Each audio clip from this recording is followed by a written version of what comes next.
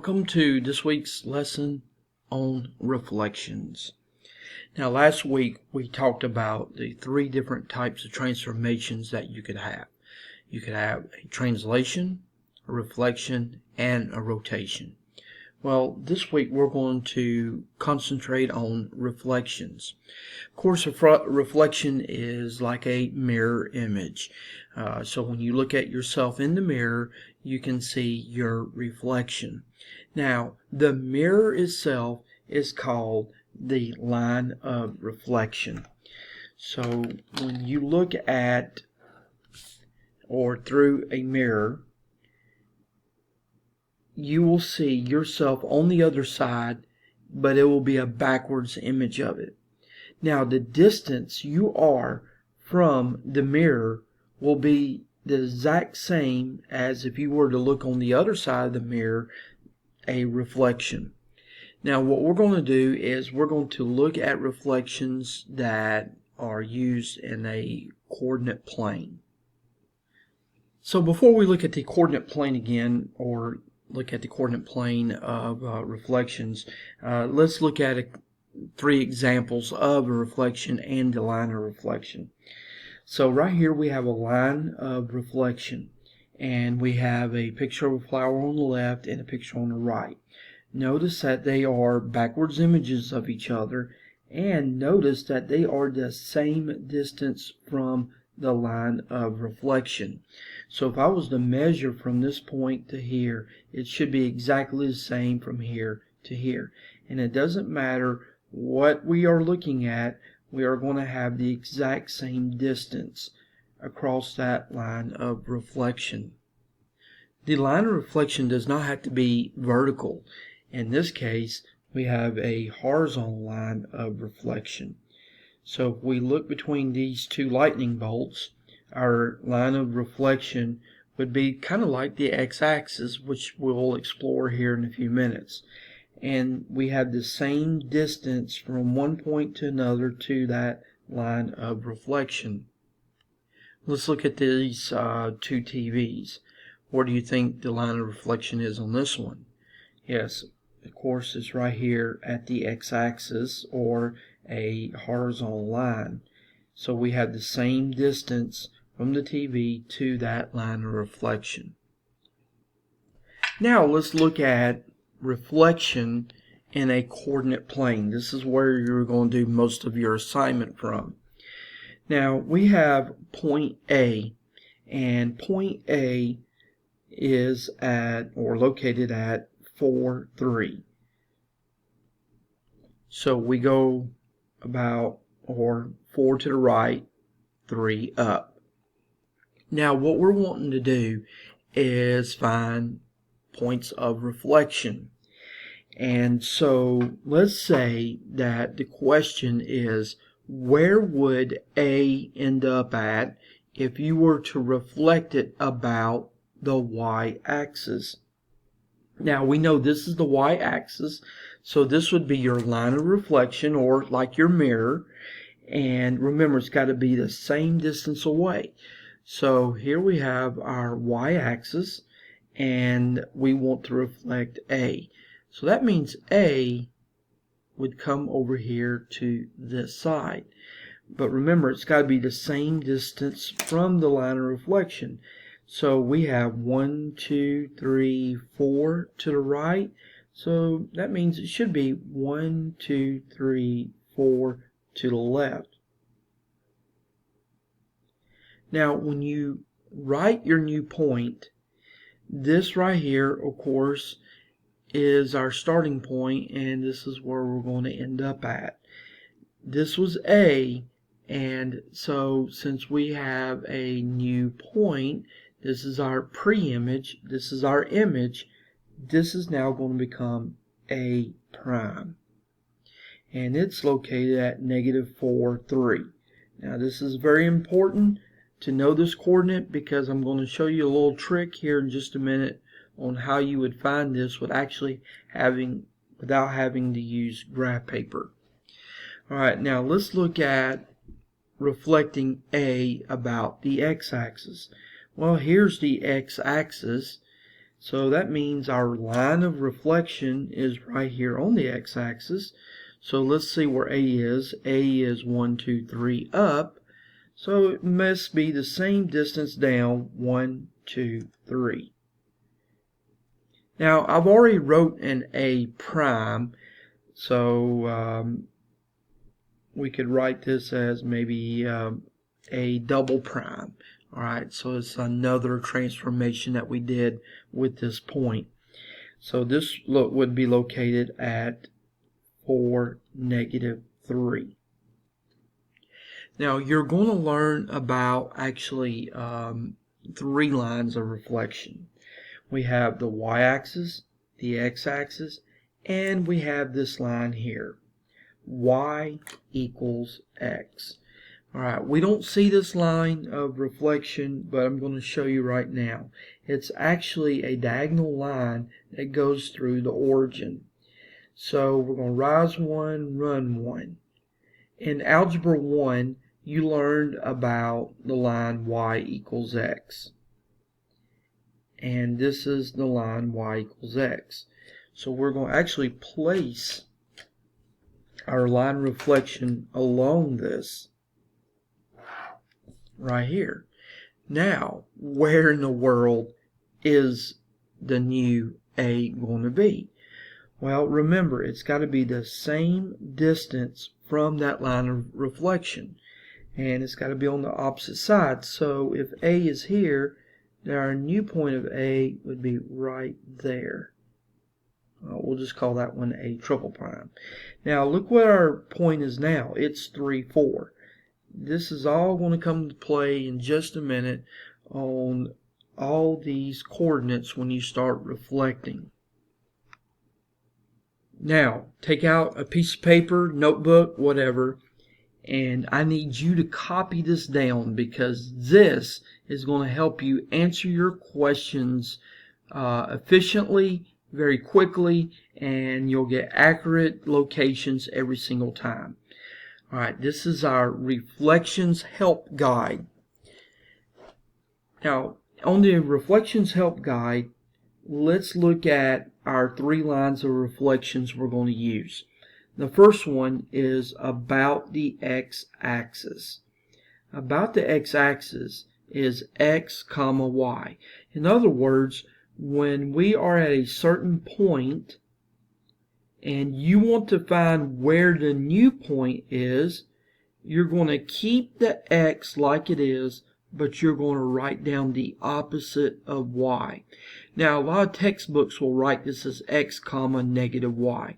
I don't like that as much because students automatically think that they're supposed to put a negative y there. No, actually it's the opposite of y. Alright, let me show you what in the world I'm talking about. Let's go back to this point A. Notice point A is at 4, 3. So we are at 4, 3. Now, if I reflected about the x-axis, I'm going to write down what x is. What is x? It's 4.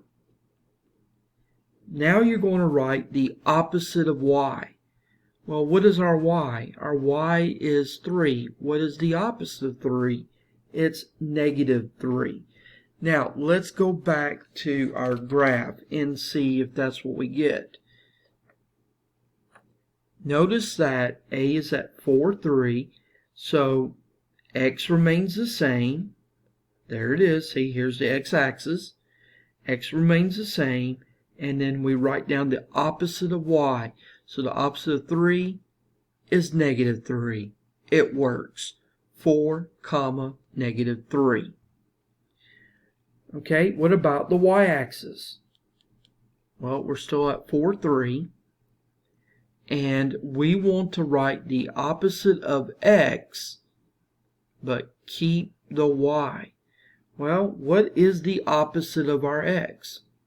Well, if x is 4, the opposite of x would be negative 4. But keep y where it's at 3. So negative 4, 3 should be our point reflected about the y-axis. Well, let's look and see if this works. here we are at A at 4, 3. So I said make the opposite of x, which will be -4. There it is. And you keep the y, which was 3. There it is. And here is our y-axis. It works. Now finally, let's look about y equals x. On y equals x, so we're again at 4, 3. We're just going to simply switch the positions of x and y. So wherever y is, it's going to go to the front, and the x is going to go to the back. So we're just going to take these two numbers and switch places. So 4, 3 now becomes 3, 4. Well, let's see if that works. We were at 4, 3, and look what happened when we reflected about y equals x. It became 3, 4. You just simply switched the places. Now, using the chart that I just gave you, I would like for you to try these 3 problems. Pause the video, write down the answers of what you think each one would be after the correct reflection, and then we'll check our answers. Okay, here we go. So we want to reflect 6, -2 about the x-axis. What did I say about reflecting about the x-axis? Well, we have to do x opposite y. Alright, so we're going to keep x just like it is, which is 6, but we're going to write down the opposite of y. What's the opposite of -2? +2. So if I was to reflect or draw this picture on a coordinate plane, plot 6, -2, and reflect it about the x-axis, you would be at 6, 2. Alright, let's look at the second one. Now, to reflect about the y-axis, remember you are going to do the opposite of x, but keep the y. Alright, what is the opposite of x? +4. Keep the y. -7.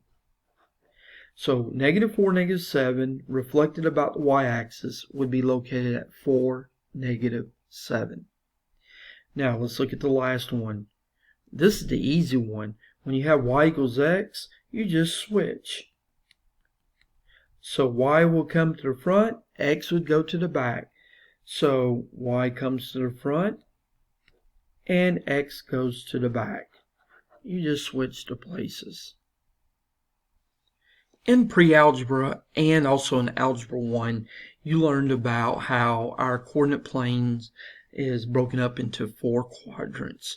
When you do geometry or Algebra 2, pre-calculus, almost any kind of math you can think of, you will always study somehow the coordinate plane and the 4 quadrants. Now remember, we always start over here at the top right, and they like to label it with Roman numerals. So this is 1, 2, 3, and 4. Now what you're going to do on this next part is you are going to be given a point, and then you're going to tell which quadrant the new point will be in after a certain reflection. Example, let's say that they gave you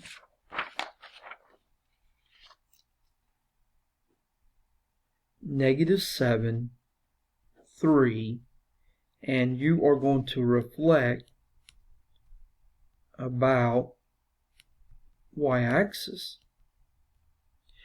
Now, if you're going to reflect this about the y-axis, you are going to do the opposite of x, leave the y.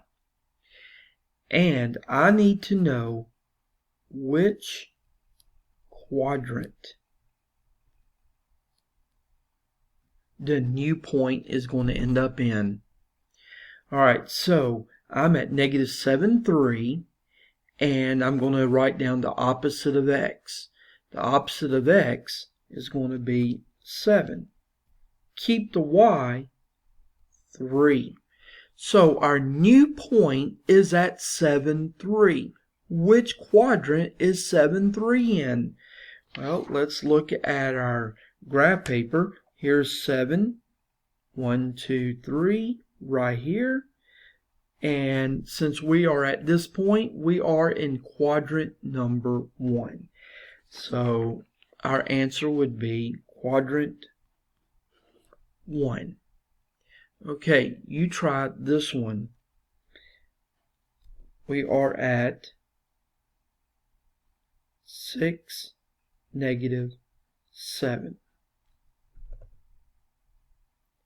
We are going to reflect about y equals x.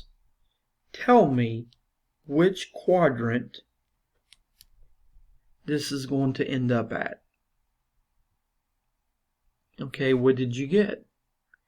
Well, first of all, let's reflect it about y equals x. Remember, about y equals x, you switch the x and the y. So the x goes to the, the x goes to the back and the y goes to the front, and we are at -7, 6. So let's look at our graph paper to see where we're at. -7 up 6. We are right here. Quadrant number 2. So we would then label or answer this as Roman numeral 2. Alright, I hope this video is helpful, and I hope y'all have a great week.